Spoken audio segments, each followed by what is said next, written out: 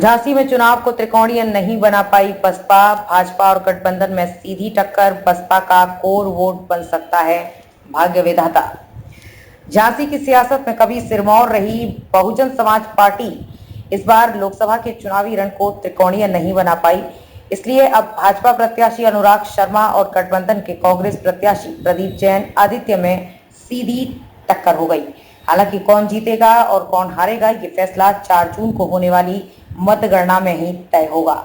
इस बार मतदान में कई स्थानों पर बसपा पूरी तरह से गायब ही रही, जबकि कुछ जगह बसपा कार्यकर्ता वोट के लिए जूझते रहे। ऐसे में चुनावी गणतज्ञ बसपा के वोट में बंटवारे के कयास लगाने लगे और दोनों ही दल इसे अपने पाले में अपने हिसाब से बताने की कोशिश में जुट गए हैं। देश में आजादी के बाद कांग्रेस और फिर भाजपा ने राज किया, लेकिन हालात बदलते गए और बुंदेलखंड बहुजन समाज पार्टी और समाजवादी पार्टी का गढ़ माने जाने लगा।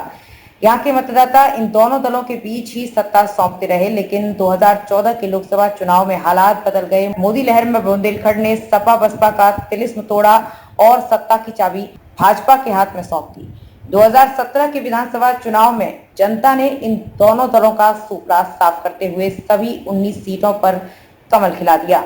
2019 के लोकसभा चुनाव में दूसरी बार भाजपा ने यहां की चारों लोकसभा सीटें जीत ली, जबकि 2022 के विधानसभा चुनाव में 3 सीट भाजपा के हाथ से फिसल गईं। इन चुनावों तक बसपा बुंदेलखंड के चुनावी रण में जीत भले ही दर्ज नहीं कर पाई, लेकिन धमक बनाए रखी।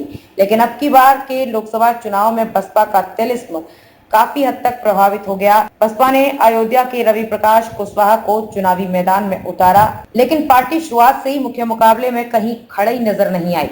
सोमवार को मतदान का दिन भी इससे अलग नहीं था। बहुजन समाज पार्टी मुकाबले में कहीं नजर नहीं आई। कई मतदान केंद्रों के बाहर तो बसपा के बस्ते तक नहीं लगे।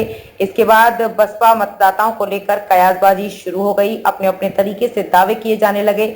भाजपा ने बसपा के बड़े वोट बैंक पर अपना दावा ठोक दिया, तो गठबंधन के दल भी इसे अपने पाले में होने की बात कहने लगे। हालांकि बहुजन समाज पार्टी के पदाधिकारी इससे पूरी तरह से इनकार करते रहे और दावा करने लगे कि बसपा प्रत्याशी मुख्य मुकाबले में हैं और न सिर्फ पार्टी का वोट उनके साथ है, बल्कि अन्य दलों के मतदाताओं ने भी बसपा के पक्ष में मतदान किया है। झांसी से सांवला न्यूज के लिए संवाददाता काजल रायकवार की रिपोर्ट।